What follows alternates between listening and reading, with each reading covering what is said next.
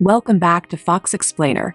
Today I am going to show you an American docudrama, a movie from 2008 called Front of the Class. Spoilers ahead.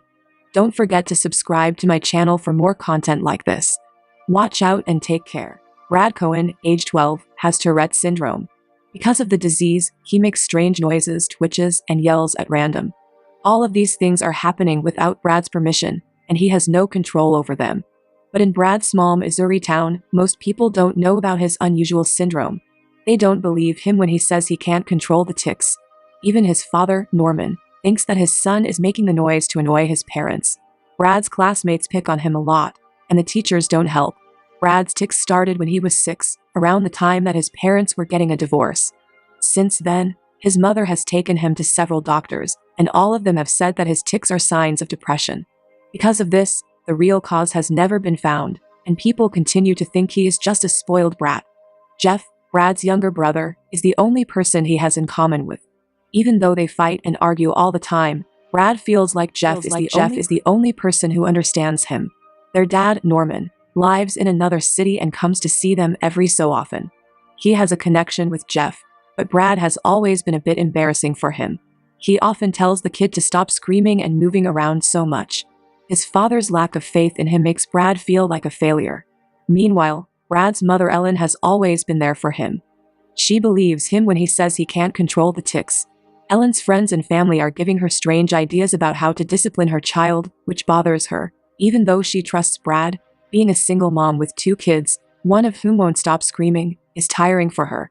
One day, she takes Brad to a new therapist in town. The man asks him about his parents' divorce and how it affected him.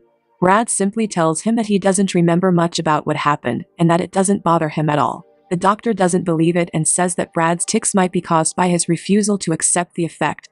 Again, he is given the wrong diagnosis and told that the tics will go away if he is more responsible. Only when Brad plays baseball does Norman feel proud to be Brad's dad. Brad feels like he belongs only in the field, where everyone makes noises and moves around. But after every game, Norman takes his sons home right away so he doesn't look bad in front of the other dads. Sometimes Norman loses his temper because he has to move and twitch all the time. He often hits Brad, even though he knows he can't stop himself. Brad gets good grades most of the time and is good at studying. But when he tries to study for exams, it brings out the worst in him. Stress makes his tics worse and harder to stop. One day, for the 100th time for the same reason, his science teacher sends him to the principal's office. The principal calls Brad's mother and agrees to give him one last chance to stop getting into trouble. Ellen says that her son can't help being bad, but the principal calls her a bad parent for making excuses for him. Ellen is tired of people blaming her son, so she decides to find out what's really wrong with him. She has done a lot of research on what makes people yell and twitch. At last, she learns about Tourette syndrome. Brad now has a way to show that he is not lying or playing tricks on people. His therapist also hears about the discovery, and he tells Ellen how great she did. But Ellen's happiness goes away when she learns that there is no way to fix the problem. Her son will have to learn to live with the noises, the twitches, and the attention that come with it. Still, Brad's father Norman will be the saddest person to hear about his son's illness. He feels bad that he didn't believe his son, but what worries him even more is that the boy might not have a good future. Even though there is no cure for Tourette, Ellen is determined to teach her child how to deal with it. She takes him to a group for people with the same syndrome as him one day. Meeting them was supposed to make Brad feel better, but it's actually making him feel worse. He feels like other people are looking at him through their eyes, and he doesn't like what he sees. Also, he learns that everyone in the room has given up on life. The kids go to school at home, and the adults have jobs that they can do from home. Brad hates what he has to go through, but it is also the most important thing in his life. From that day on, he makes it his goal to be different from the people in the support group. He promises to be himself and not let his disability stop him from doing anything. Even after he changes schools in 7th grade, people don't treat him much better. He always gets sent to the principal, and his classmates tease him about it. That is, until the principal finds out about Brad's condition and asks him to be on stage during a school program. Brad is asked to tell the audience about his syndrome and what they can do to help. When people find out that he can't stop making the noises, they start to feel more sorry for him. Life will never be the same for him again. The principal becomes that one teacher who makes it easy for him to deal with his biggest problem. Brad realizes that he wants to be a teacher like him in the future because of this. Time goes by quickly, and Brad soon becomes a handsome young man who has a bachelor's degree in teaching. He moves to Atlanta and gets an apartment with a roommate in the hopes of getting a job as a teacher. His qualifications impress the person at the state education board. She is not sure, though, if teaching is a good job for someone with Tourette. Most of the people Brad knows feel the same way about his job choice as she does. He gets some of their worries, but he knows in his heart that he was made to teach. He goes to his first job interview the next day. The interviewer can see that his tics bother him, but he is not embarrassed or uncomfortable to talk about his condition. He also tells the man that the students are free to talk about his tics and that it won't hurt their studies in any way. But it doesn't seem like the interviewer is convinced. He ends up on a waiting list. At his next interview and the one after that, the same thing happens. He uses a variety of strategies, like talking about his tics the whole time or not mentioning them at all. But none of them help him get hired. His roommate sets him up on a blind date to take his mind off things. He meets a girl at a bar, and he likes her right away. The only problem is when people around them stare at them because of Brad's tics. By the end of the night, it's clear that his date doesn't like being seen with him. Brad has never had a second date with any woman, it turns out. He still hopes that one day, someone will be able to see him beyond his tics. Brad's father owns a construction business in Atlanta and is willing to help him out financially until he gets a job. But Brad doesn't want Norman to do him any favors. The man still thinks Brad can't make it as a teacher, and he says so whenever he can. Brad has a mental breakdown in his car after failing 25 job interviews.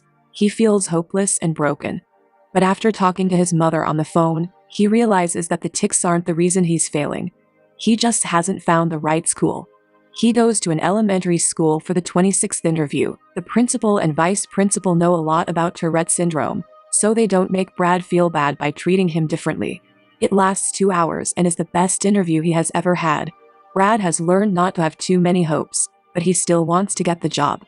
The next day, he is surprised to be asked to teach second graders. The news makes him very happy.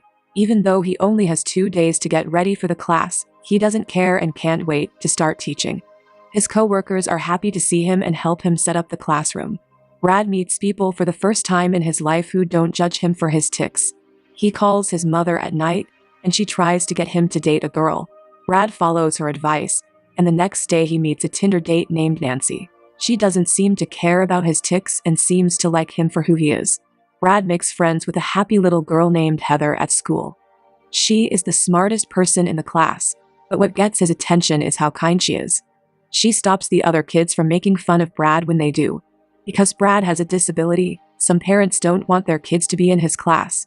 Brad can do it, but the school tells him to keep his head up because dealing with the parents is the hardest part of the job. Heather says one afternoon after school that she's about to lose her hair. Her mother says that the little girl does have cancer and is getting chemotherapy. Still, there aren't many chances that she will live. Brad is very upset by the news.